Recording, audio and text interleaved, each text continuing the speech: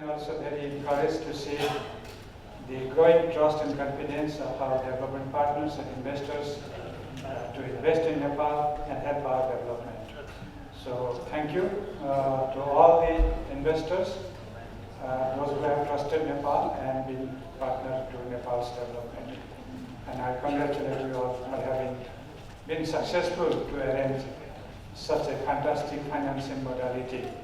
We have opted everything here. We have opted blended finance, we have used climate bond, we have used hedging services, we have used loans, we have used equities, everything put together. I think this is a kind of hybrid mechanism of financing big projects in Nepal.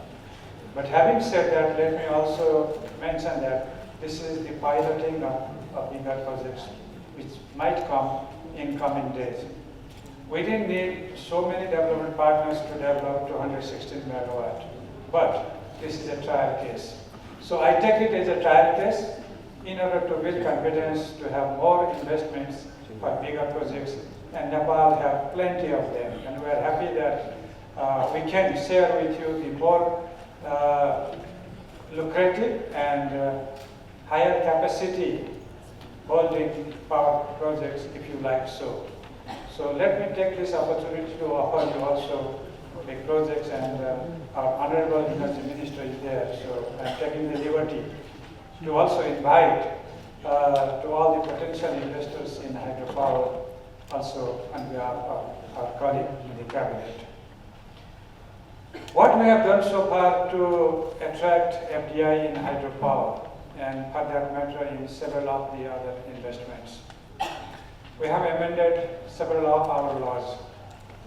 That includes Public-Private Partnership Act, that includes Foreign Investment and Technology Transfer Act, and that includes Industrial Enterprise Act. And now we are working on the regulations to see that our regulations are friendly to investors and which carry the message and the privilege provided by the Act to be provided also to the potential investors. We have enacted the hedging bylaw, which would be revised and amended if necessary to capture more of such hedging facilities to the potential investors.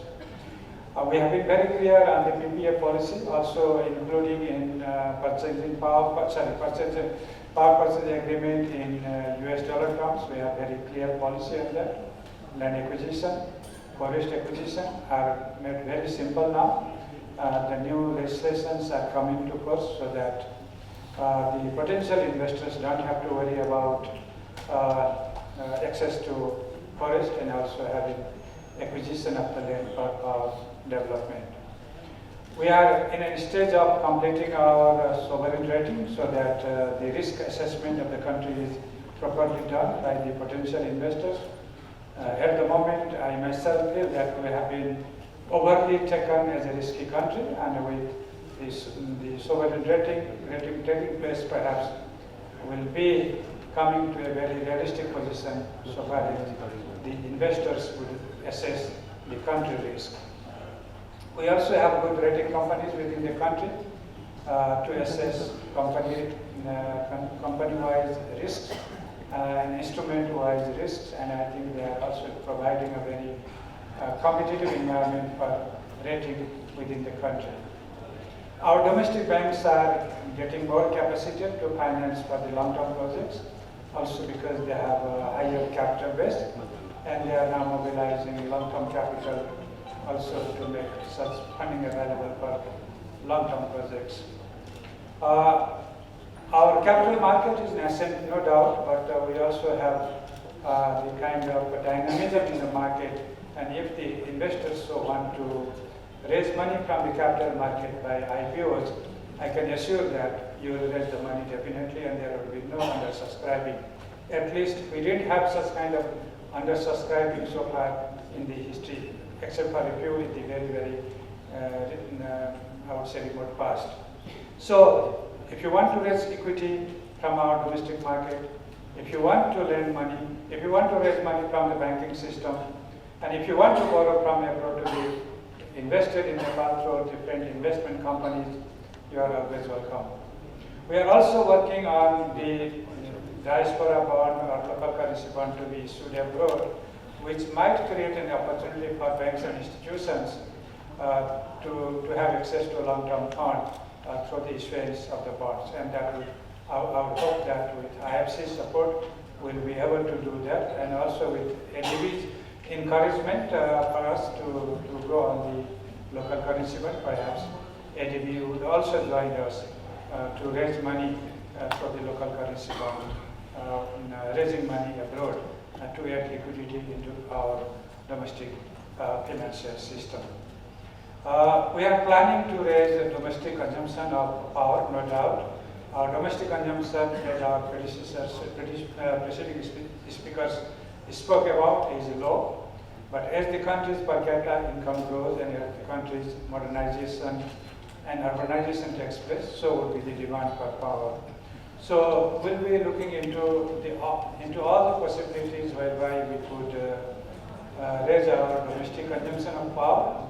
But having said that, I should also admit that our domestic consumption is never enough. If we really want to harness all our electric power capacity which remains in the country. So we are talking about power exports, which is a reality, which is not only a myth that we have been talking now, because the kind of power we can generate with our projects, the storage projects I would mention, for example, would be the kind of power which is quality power and to be provided at a time when there is peaking demand for power, and also we generate more power when there is a peaking season for the electricity consumption. And for that we have to develop our cross-border transmission lines, which we have been exactly doing, and also thanks to MCC USA, which has been supporting us to have some of those transmission lines developed, which are cross-border transmission lines, and also thanks to some of our bilaterals who are also supporting us towards that direction. I'm also happy to note that some of the ongoing projects are taking shape now, and that could be Arun Thought, and that could be Upper Karnali, and there could be some more. And many of such projects which were agreed and signed during the investment summit held earlier this year, they are materializing now. So I think we are now at a position to ensure to the potential investors and to the potential industrialists that Nepal would be ensuring perennial and stable power supply at a reasonable rate to the potential industrialists of this country. So at this moment, I would also like to call upon all the investors in several areas, including hydropower, manufacturing, and several other areas to come up and take advantage of the perennial supply of power that we have been generating and the kind of infrastructure we have been creating to facilitate them, and also the legal and regulatory frameworks that we have been amending, creating, and generating to see that the potential investors would benefit from the potential profit that they can generate from Nepal's activities. On that count, I would also like to add that Nepal is making its best efforts to improve the doing business environment. And I'm happy to note that in the Doing Business Index 2020, we performed better. From 110 in the row, we came down to 94, and we are not complacent with this. I have said that we'll be coming much lower. I mean, with much improvement, we'll do it. And it's an ongoing process that reforms would continue. And we'll see the binding constraints to our potential investors, and we'll be having a very competitive environment for our potential investors to come and investment and see that Nepal is one of the very competitive countries for FDI, at least in the South Asian region. And our tax system, we're going to make it very predictable so that investors can assess the potential profit. And also we want to see that our tax administration is very much rule-based, and we will also amend and, if necessary, encourage and provide some other tax concessions to the investors in some of the areas of national interest and national priority.